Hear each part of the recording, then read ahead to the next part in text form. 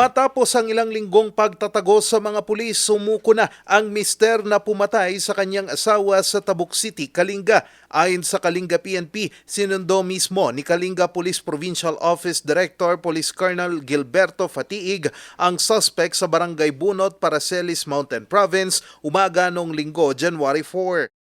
Ito po ay kinumbinsi po ng mga elders natin at yung mga kababayan din niya na tagapangol para sumuko na. Dahil ito ay nagtatago ng ilang araw. So pagdating niya doon sa pagdating niya doon mismo at na alam ng mga kababayan niya na nandun, kaya nakumbinsi siya na sumuko na. Ang suspect ay naharap sa kasong murder matapos niyang pagtatagain ng 6 na beses ang kanyang misis noong araw ng Pasko sa kanilang bahay sa Barangay Agbanawag, Tabuk City, Kalinga. Depensa umano ng suspect na gawa niya ito dahil sa kalasingan.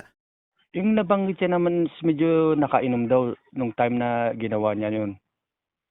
Parang puno na daw ang salop, kaya nagawa niya yun. Pero ang nakikita natin din is according sa mga kapamilya na din, hindi galing sa amin pero as per on na nakikita natin is medyo seloso ito. Kasalukuyan namang nakakulong sa Tabuk City Police Station ang suspect.